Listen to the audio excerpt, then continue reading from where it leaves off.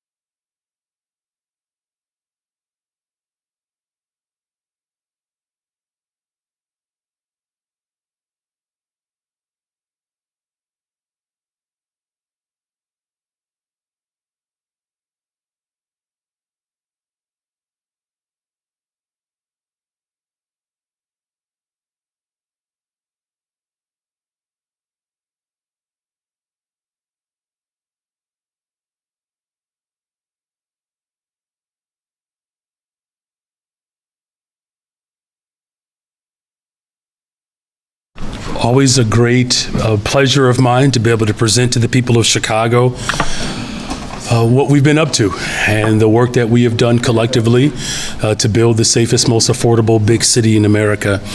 So we're going to talk community safety in our mid-year update. And I want to thank you all again for joining us. We have a few people here really quick that I want to just make sure everybody knows. We have our acting comptroller, Mike Belsky, is with us, my chief of staff, Christina Pasion Zayas, and then our deputy mayor for community safety, Garion Gatewood. As we reach the mid-year point, we wanted to give you all an update on the progress that we are making and building on, again, the safest, most affordable big city in America. Some of you may have seen this article that was printed in The Tribe. It exposed the groups that are sending out misinformation about crime, and they're sending this misinformation out to Chicagoans. The Urban Center PAC has been sending these messages to confuse Chicagoans, particularly in the 12th, 26th, 30th, 33rd, and 35th wards. The texts claim that violence is rising in Chicago. However, when the organization was pressed on this, they agreed that the quote more is accurate, that crime is actually down in Chicago. In the 26th ward, where some of these text messages were sent, the article actually reports that there's been only one homicide in the 26th ward over these first 6 months. As I've said repeatedly, one homicide or one shooting is one too many. However, this is substantial progress, and we need to make sure that Chicagoans understand the reality of crime and violence in their neighborhoods. The PAC is a separate from this dark money PAC that the Tribune reported on in May, but they've raised $10 million to confuse Chicagoans even more about our progressive agenda as we work to bring down crime and increase affordability in the city of Chicago. This is also separate from another PAC that was reported in the Sun-Times last year, which formed a so-called vision to raise millions of dollars to oppose my agenda, my progressive agenda that's drawing and driving crime down, and my progressive agenda that's building more affordability. The purpose of this PAC, in part, is to support really a more conservative mayoral candidate in the future. Even though we are, still several years away from the election season, this is what this PAC is up to. And as you can see, there are millions and millions of dollars being spent to spread lies and misinformation about the work that we are doing. But let's talk about the reality. The reality is that the Chicago Tribune reported this weekend that violent crime is down to levels not seen in at least a decade in our city. This is a very direct quote. The steepest statistical drop in recent memory, with fewer than 200 homicides in the first 6 months of a calendar year for the first time in more than a decade. So year to date, let's look at the numbers again. Homicides are down 32%. Shootings are down almost 40%.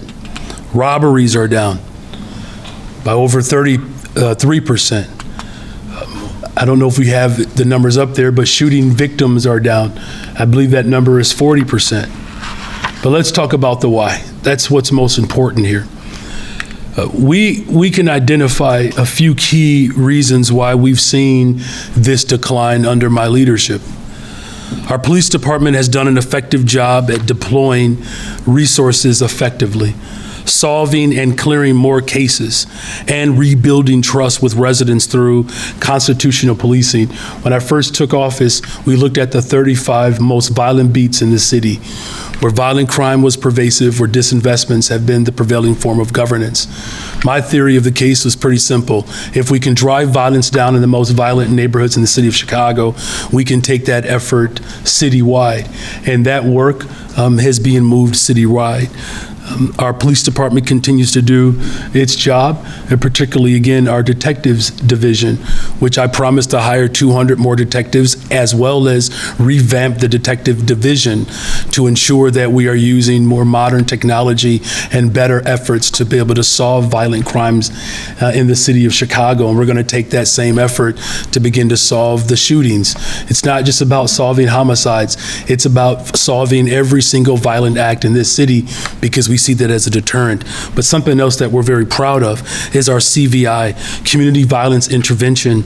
These groups have played an important role as well, spreading out throughout the entire city of Chicago. They understand and know the nature and the makeup of these communities, and they're able to better offer intervention and prevention strategies that ultimately provides for more safe communities. And our investments in people, it's paying off. When we see that these three elements are working together in neighborhoods, we have seen a dramatic reduction in violent crime categories. Our police are targeting the areas, again, that have been most affected by crime and violence.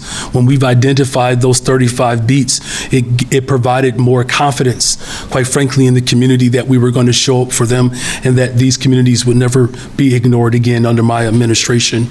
Our restructured Detectives Bureau, again, solving more cases, bringing clearance rates to some of the highest rates that we've seen in a decade. I believe this year alone, the clearance rate is 80% or 81%. And so have we seen the largest jump in the consent decree compliance as well since the monitor was put in place in 2019, which is proof positive that our efforts to ensure constitutional policing are effective.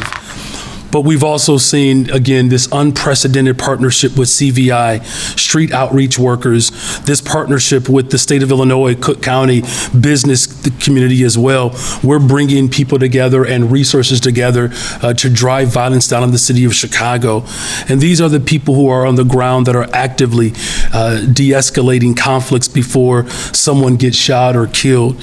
And we've expanded the partnership, again, between the Chicago Police Department and CVI. These groups are almost in every single police district, so that they both have an understanding of the role that each of them play to keep our communities safe. But as I've maintained from the very beginning, it's never going to just simply be policing alone. That is a failed strategy. That gets us to where we need to go. Our investments in youth employment and programs, mental health resources, our targeted efforts to deploy city services through block activations and hiring fairs, which brings and provides jobs and job opportunities to areas impacted by high unemployment and underemployment. These are critical investments that we have to make around policing and CVI. It is the layered, holistic approach that will get us there. Now, finally here, I set a goal last year to get us under 500. That's the goal that I set. But I didn't just set that goal without real substance behind the work that each of us are doing every single day. Every day I roll up my sleeves and I'm meeting constantly with the superintendent, making sure that we're meeting with the leadership of the police department to really understand how our investments and how our strategic approach is delivering on a promise. But this is just the beginning. There are no magic solutions to this work. It's just hard work. That's what my father would always tell me. Never be afraid to do a little bit of work. Never be intimidated by hard work. And so the block groups, the neighborhood associations, employers, community organizations, mental health professionals, police officers, first responders, and everyone in between, we're all working hard to make our city a much safer place. So my message to the people who are spending tens of millions of dollars to confuse, to distort, to lie, and not just oppose my agenda, but to oppose the desires and aspirations of working people. You're better off spending your dollars to help support driving violence down in the city of Chicago than using those dollars to lie. We need investments in CVI. We need more youth employment. We need resources for public safety. If we're going to continue to drive crime down in Chicago, it's going to take all of us. And so those individuals that are forming PACs, that are looking for a conservative to lead this city, you don't have to do that. Spend and use your resources to continue to drive violence down in the city of Chicago so that we all can be proud that we are building the safest, most affordable big city in America. Thank you all very much. And with that, we'll take questions. Yep. You know, there's one other note here. I'm sorry. There's one other note that I do want to make. It's important as we talk about the safest, most affordable big city in America. And there's just something that I think it's good to know here, that it's not enough to build the safest city. We also have to build the most affordable one, and I say that all the time. So we're encouraged by a report that came out by Zillow that shows that only in Chicago is the median income more than enough to afford a typical home. The only place in America right now where the median income is enough to be able to afford a home is in the city of Chicago. We have a significant edge on housing affordability. Certainly, we're not saying that this is enough. Of course it's not. We need to go much further so that every Chicagoan can afford to stay and raise their family in the city of Chicago. And we want many more families that have left to come back to our city. In fact, that's how we expand our tax base and solve our structural challenges. You'll see on this slide that this chart shows that in New York, you would need a $100,000 raise to afford a typical mortgage payment. In Los Angeles, you would need a raise by $150,000 to afford a home. In Chicago, a median income can still buy you a typical home in this city. We need to build on that so that we don't become like the other peer cities where it becomes almost impossible for working people to afford Chicago. So again, thank you all again for being here. And with that, we're open to questions.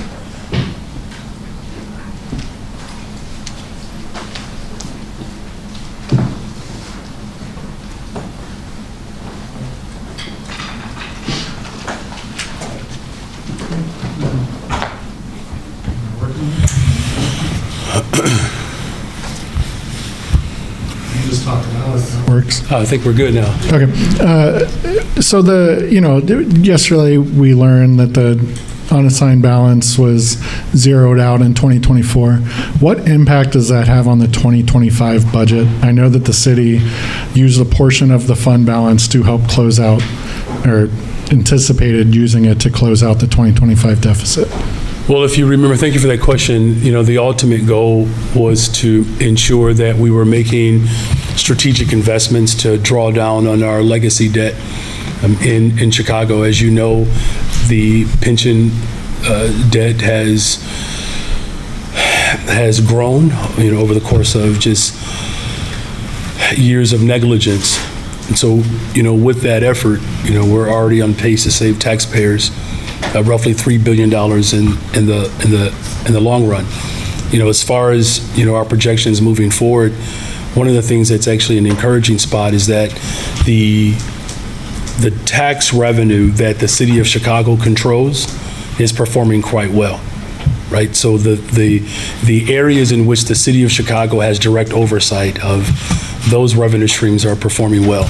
It's the ones that we don't have control over. Those are the ones that are state regulated. And so as we look to build on next year's budget, of course, there are, efforts that we're going to all lean into, finding more ways in which we can be productive. Where there's waste, we'll eliminate it. But we do know that we have to grow our economy, and one of the ways in which we do that, of course, is through progressive revenue. That's the ultimate goal, is to make sure that we're not cutting services that people rely upon, particularly at a time in which you can clearly see the investments that I've made are working. We are safer. Our city is more affordable. That's the message that I want to make sure gets across. But to my question, maybe the acting comptroller can answer, what impact on the 2025 budget does closing out 2024 You know, or again, lowering no, that fund balance? listen, I appreciate that, but again, you know, what I've said repeatedly is that everything that we need to do to move forward, there's an entire effort that we are putting forward. You know, look, if we would have just been able to get the PPRT from the state of Illinois that we've enjoyed over the course of years, if we'd have just gotten our fair share from state of Illinois, we wouldn't be in this predicament. So, look, there's no secret here that we're going to have to roll up our sleeves. I'm doing that to ensure that our budgets moving forward reflect the values that the people of Chicago elected me to carry out, and that's to build the safest, most affordable big city in America. I mean, but I'm you. asking a really kind of basic question. Does the city not know? Do you not think people should get this answer? Why can't we answer this question? It's not that. I didn't realize that my question and my response was that complicated to your basic question. I mean, I think. Go ahead. Yeah, so, you know, there's a little bit of confusion about fund balance. So the Accounting Standards Board that specifies how things can be reported, there's a waterfall, right? So there's non-spendable fund balance, which are things like inventories. You can't convert that to cash. There's restricted fund balance, which are things like contracts or grantors. And then there's committed, and that's the city council makes a commitment. And then there's assigned and unassigned. So we ended up with a positive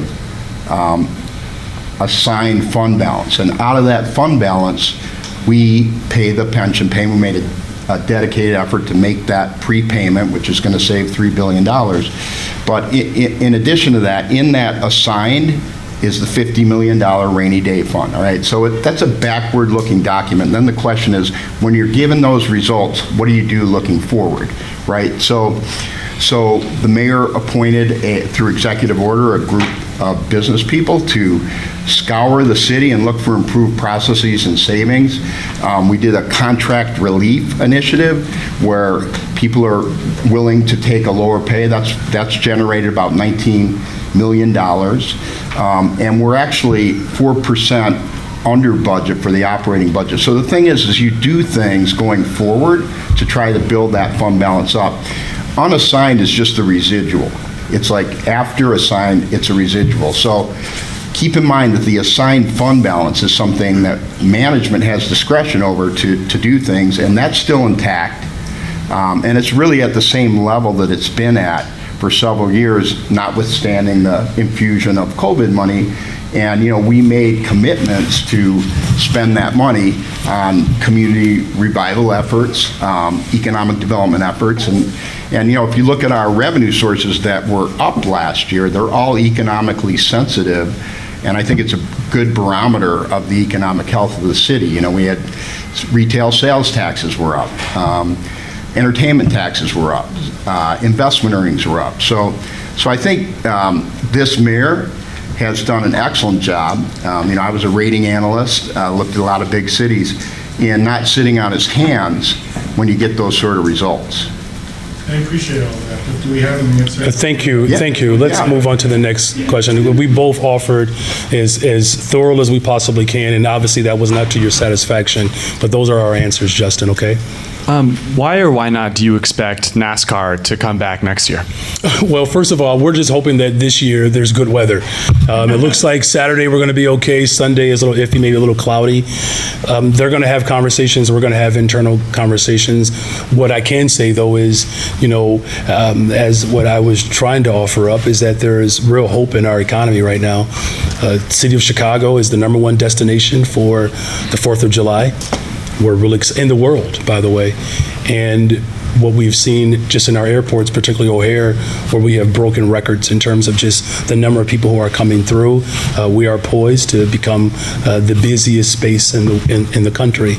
So there's all good reasons of why people want to bring large events to the city of Chicago, particularly sporting events. We have the Premier League at the end of the month, I believe. It's going to be a great doubleheader. So we're going to continue to have conversations. You all know me. I will sit and meet with anyone, and we'll have those conversations and make a decision. moving And you forward. wanted to come back. Well, look, again, it's about having conversations to make sure that we're getting the most out of this experience. Where are you in the process of selecting a new CHA CEO? How many candidates are you considering right now? Well, as you know, CHA is an important part of how we deliver on becoming the safest, most affordable big city in America. I'm looking for someone who has real lived experience, someone who understands the value of public housing. It's something that's important to me and my administration. The number of candidates that have come before me, all of them have had, strong backgrounds. But, our situation is quite complex, and there are a number of people who are quite hopeful that as we continue to build more affordable units, that CHA can play a larger part in that. Again, the ones that are in front of me are ones that I will consider strongly, and when I make that announcement, I'll be happy to be able to make sure that you hear as soon as I make that announcement. I wanted to ask a question regarding the reserves. And the presentation, the slides that were presented yesterday included total reserves and fund balance of just over a little bit over $1 billion. I'm a little confused about what that number represents, because according to the ACFR, the total fund balance currently, including assigned as well as unassigned, as you mentioned, is just over $387 million. So can you explain what that $1 billion represents? And then overall, regardless of which metric you're using, it looks like they're declining. So what impact do you think that's going to have on the city's credit rating? Well, the rating agencies care about all resources, and we presented some of our concessions that are held intact, and so that's where that number comes from, the $300 million plus about $600 million in the concession reserves.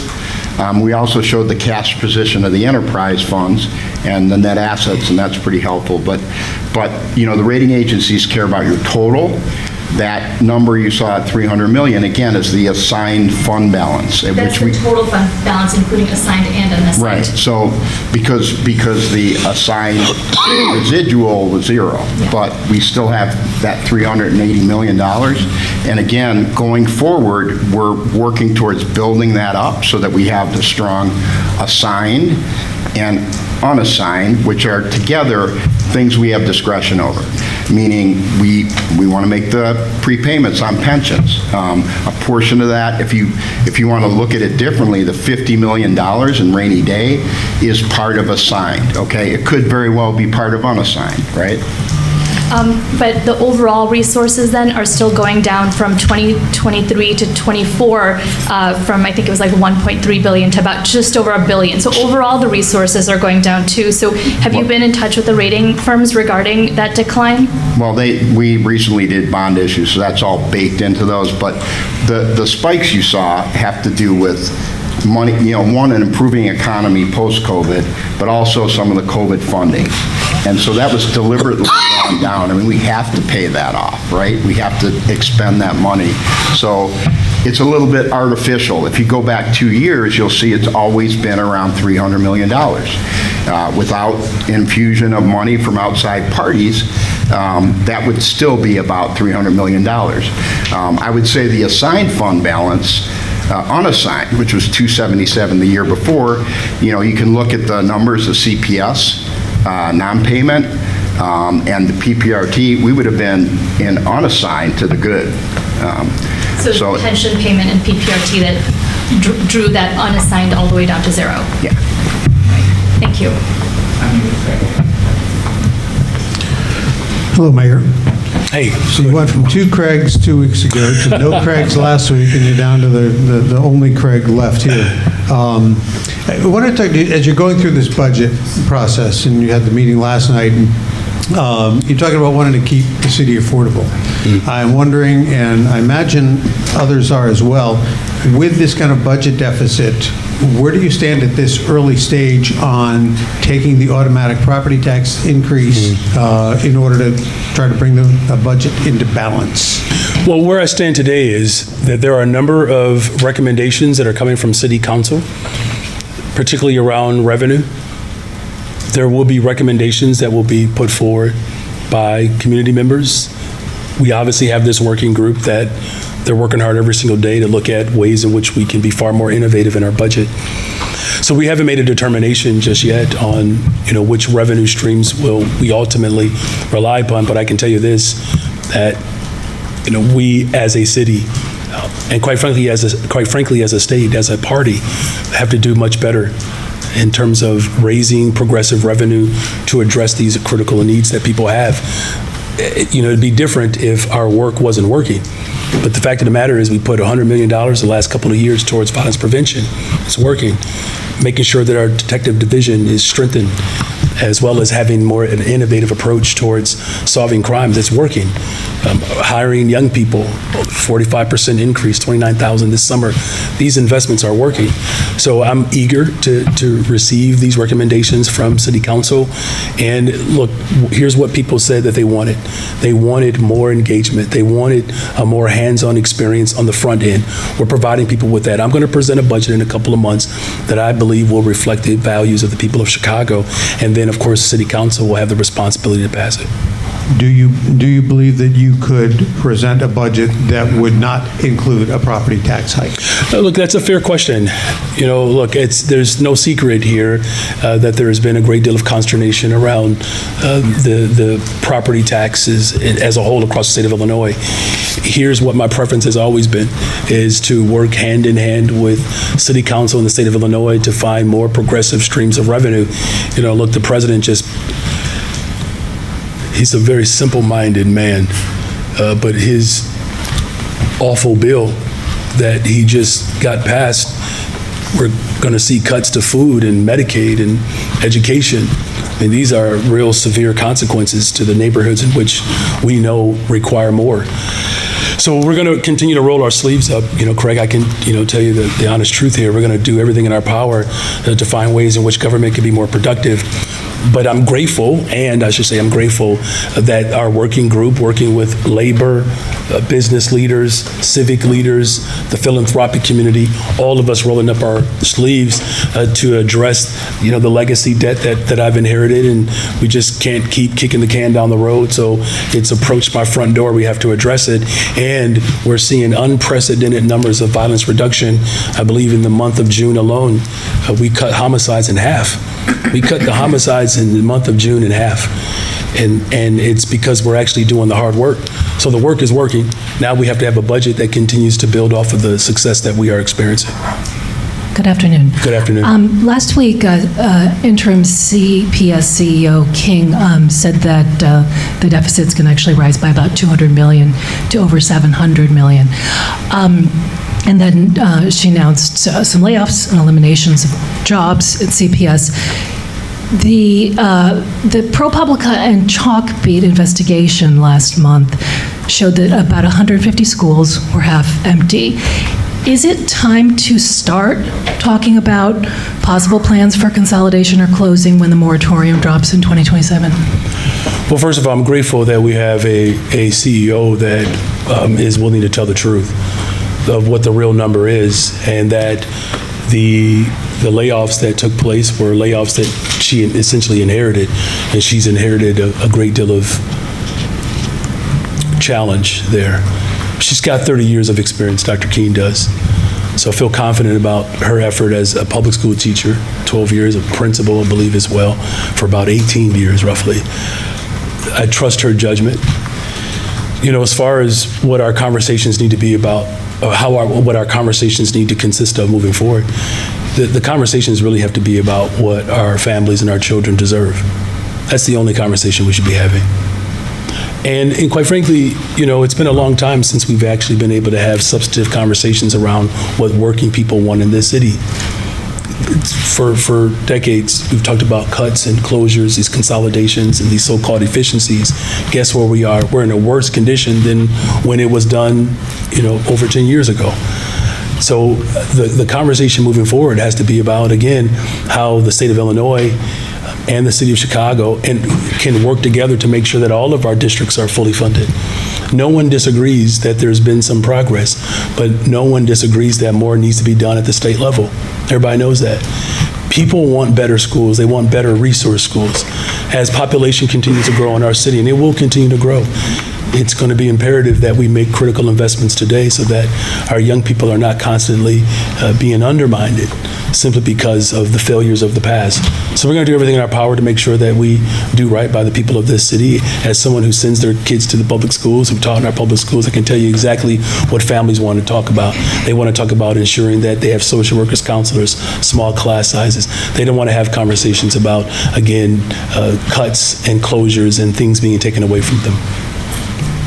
As someone whose children are fourth-generation CPS grads, I understand that. But the experts I talk to say that this is a discussion, including people on the board, this is a discussion that if you have in advance, and if you do carefully, it will be a much, let's say, kinder plan than something done in crisis mode. So are you saying you will not have those conversations? Well, what I'm saying is, if the conversation around taking things away from children is a kind conversation, there was a conversation about that a decade ago around that same premise. And what did it get us? Did it get us any better results?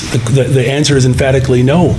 And so what I'm simply saying is we're going to have a conversation about how we build on our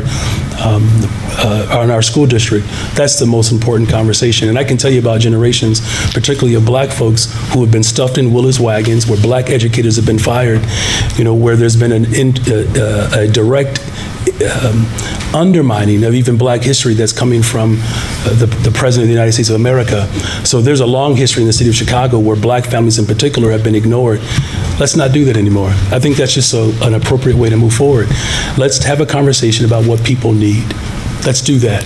And I think as we have conversations about what people need, then we can find a pathway to ensure that our district is showing up for working people.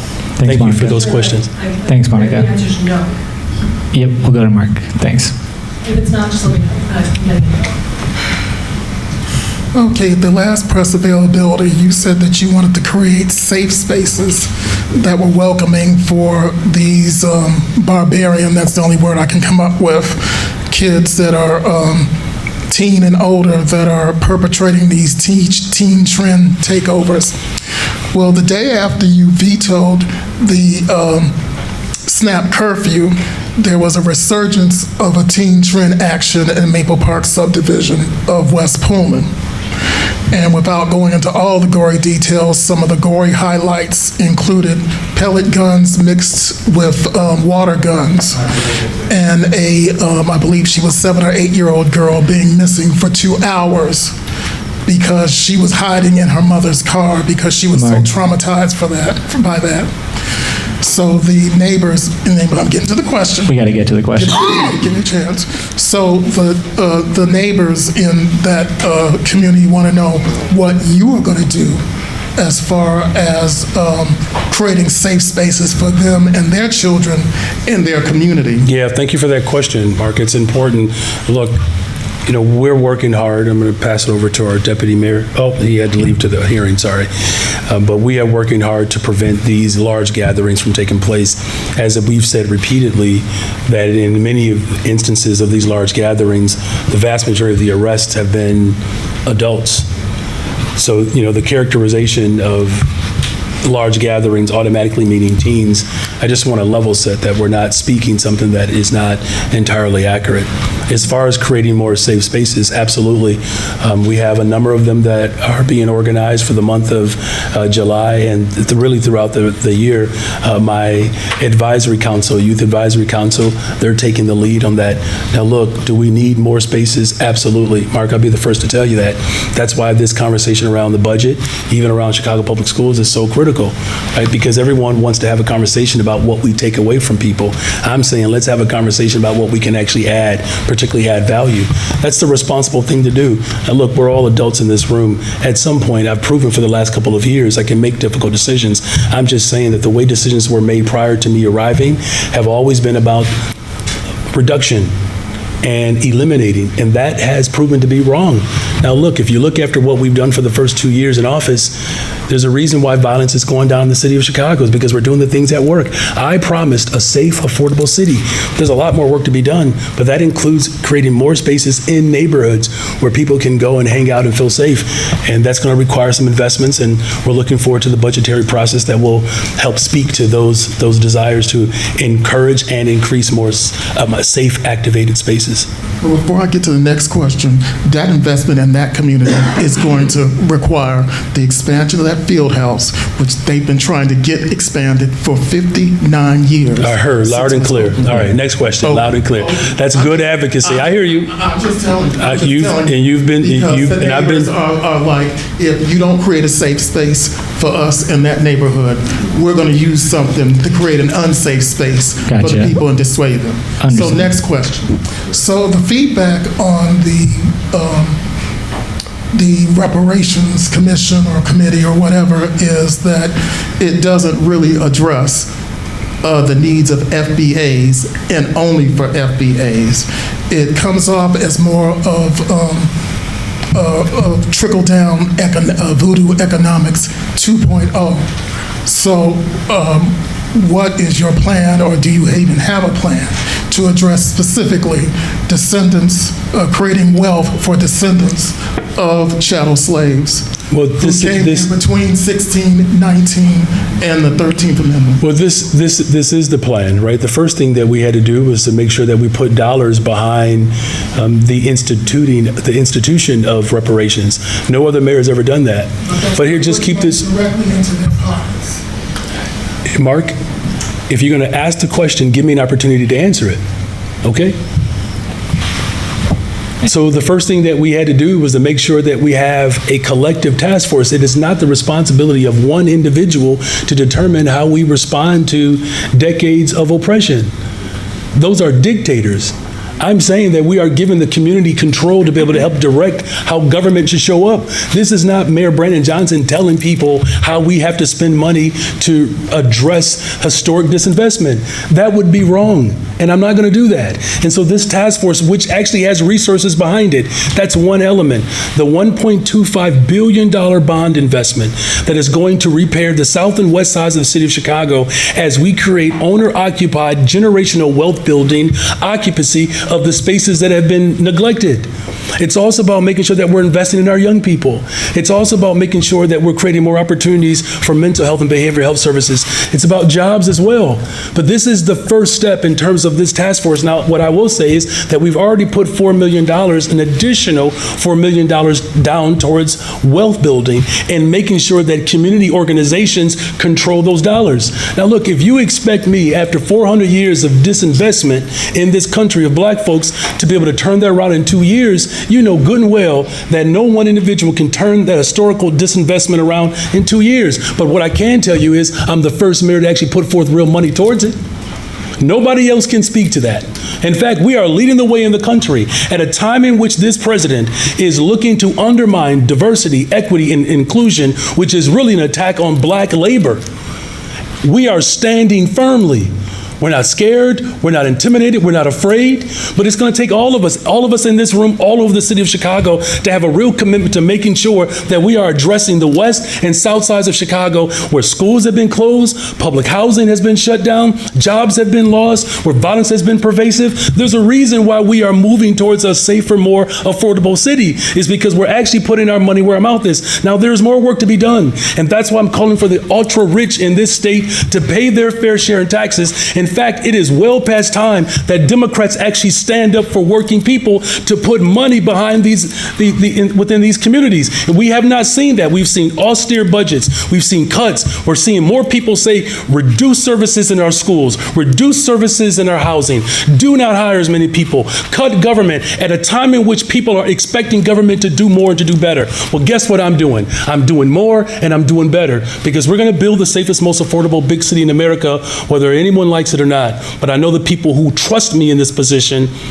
appreciate those investments. The FDA say that there needs to be less studying up. Thank you, Mark. More paying up in their pockets. Got it. And their pockets alone. All Thank right, you, sir. thank you. Mr. Mayor, the governor has selected his running mate, Christian Mitchell. Any thoughts about him, his Chicago ties? Are you hopeful that maybe he'll be able to help you in Springfield, making the argument for more funding for the city? Well, we're certainly going to, well, first of all, that's the decision of the governor, and that's his prerogative. I mean, obviously, as mayor of the city of Chicago, I'm focused on, what I have to do as far as, the role that everyone has to play to ensure that Springfield is showing up for Chicagoans. We need every and all voices to do that.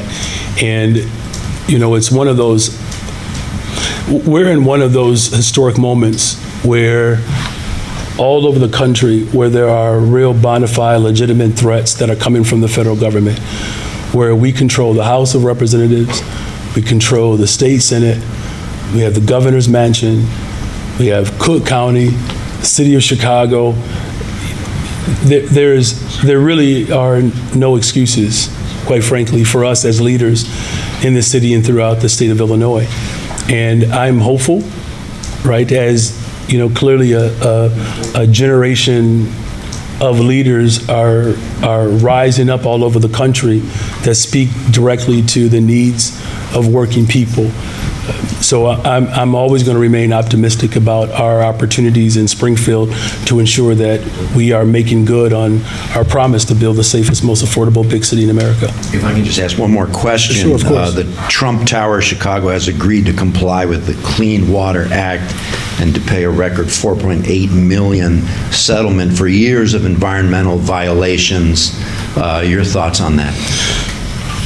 Well, first of all, let me just say, my work to ensure that we have environmental justice is something that is a major priority of mine. We reinstituted the Department of the Environment, and it's being led by a remarkable individual, Angela Tovar.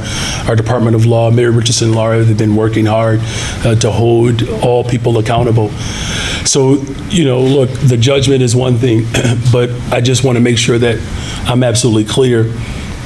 This is really about long-term sustainability, and we have to have corporate leaders around the city of Chicago committed to ensuring that long-term sustainability for our environment is not just in place, but it's sustained. So thank you for that question. Mayor Johnson, your name has become a cautionary tale and a punchline nationally. People are saying that if Zohran Mamdani is elected mayor of New York, that New York will become like Johnson's Chicago. Which is one of the safest, most affordable big cities in America? Well, that's not a bad thing. And just for the record, get this message to Zohran. Okay. If he's a Mets fan, the Cubbies are coming for him. All right? All right. Well, unfortunately, you don't know if he's a Mets fan or not. I really don't care if he's a Mets fan or not. What I care about is the fact that Chicago has a $1 billion budget gap, migrant-driven budget gap. That your policy, your plan to have a government-run grocery store has collapsed, and you're at a 6% approval rating currently. So what do you say? It's time for the question. What do you say to these people around the country who are saying that essentially your policies are a blueprint for how to destroy a major American city? And what do you think Zohran's approval rating will be if he institutes your policies? So perhaps you were dozing off during my presentation, which that has happened when I was a teacher. So I'm not even offended by it that you fell asleep during my presentation. But I will ask you to work a little bit harder to stay awake during class, because otherwise you're going to miss the important information. So there's a 30% reduction in homicides. In fact, even though there's a national trend, the city of Chicago is ahead of other major cities when it comes to the reduction of violence in the city of Chicago. So it's working. In terms of affordability, we are one of the most affordable big cities cities in the entire country, right? And so the numbers bear out. And so here's what I'm encouraging everyone to do. Let's continue to organize and work hard to ensure that we have elected leaders that understand the value of supporting working people. We're going to build the safest, most affordable big city in America. I made a commitment to that, and we're going to continue to hold to that commitment. Thanks. Real We'll go to Heather. Chicagoans tell me that you sound delusional when you say that. Okay, we're going to go to Heather now. Thanks. No, I'm sorry, but Thanks. everybody got a follow-up. I'm going to ask my follow-up question, okay? Every single... No preamble. Sorry, Aaron, but I do get to have a follow-up, okay? No preamble, just a question. Every other reporter got a follow-up question. Go ahead. Go ahead. Ask the question. The real Chicagoans say that you sound delusional when you say that your policies are working. Your government-run All right, we're gonna go to grocery Heather store now. collapsed. Thank you. You want to raise taxes on groceries. No self-respecting socialist would do that. I mean, obviously, a grocery tax is a tax. Hey, we need to keep moving. Thanks. What do you say to real Chicagoans who are not happy with your policies? Thanks. Go Cubs. Next. We'll go to Heather now. Thanks. Hi, Mayor. Hi. Do you know if he's a Mets fan? He is a Mets fan. Okay, so now game on. Okay. Game on, Chicago. The ACFR yesterday revealed that the Chicago Police Department overspent its budget by $207 million, nearly 10% more than its $2 billion budget. Who is responsible for that overspending, and is it acceptable? No, it's not acceptable. Look, no one is going to agree that the overspending in this moment is something that we should accept or be okay with. Look, I've had conversations with the superintendent along with our budget director, and to the credit of the hard work collectively, we have seen overtime hours come down significantly. They have. Now, again, you know, between the large-scale events as well as with DNC, there are some expenses that we accumulated. In fact, there are a number of events that we hold throughout the year that people want to experience, where the city of Chicago is often left with the bill. So there are some innovative element that has to take place here, and I've spoken to the superintendent about ways in which we can be far more aggressive and in reducing overtime. And like I said, the hours have come down, so we're heading in the right direction. You know, salaries have, of course, increased as we have, you know, paid our women and men who serve our city on the front lines. We want to pay them a good wage. So there's more work to be done, but it's not acceptable, and we're going to continue to work to drive those numbers down. I want to ask you about a story published by the Sun-Times and Illinois Answers that found that the police officer who inadvertently shot Crystal Rivera had only been a police officer for a short period of time, but had a lengthy disciplinary record. Why can't the Chicago Police Department take action against officers who demonstrate over and over again that they simply can't follow the rules? So they can, and in many occasions, the superintendent has not only engaged, but instituted his authority to remove people who are not carrying out the honor in wearing a badge. Now, look, again, we're talking about decades of distrust as well as misconduct. And as we work to make sure that officers are better trained and supported, the expectation, of course, is to carry out policing constitutionally. I don't know all that is what was in this individual's background, but what I can tell you is that the superintendent and I are on the same page of ensuring that we have the best and the brightest that are serving and protecting our city. Have you asked the CPD leadership to take a look at other officers who might have similar disciplinary records but are being assigned to tactical teams and other sensitive assignments? It's a good question. There are ongoing efforts to review how these tactical teams are assembled and even the work that they do. You know, look, it's, you know, I'm just recalling the conversations that I had with Officer Rivera's family and how tragic this was. So it's incumbent upon us as government to make sure that officers are trained and fully supported to ensure that they are carrying out policing constitutionally. It's an ongoing effort, and look, I mean, I'm not going to sit here and act like this is not a challenge. You know, I've inherited quite a bit, and I'm up for the challenge, don't get me wrong, you know, and working to course correct the failures that have been in play for too long in this city. It's why I get up every single day. It's actually my motivation. Maybe it's just birth order. You just wake up every day and you just want to fix it. So to all those middle childs out there, middle children, thank you for waking up every day trying to fix it. Thank you all. Thank you.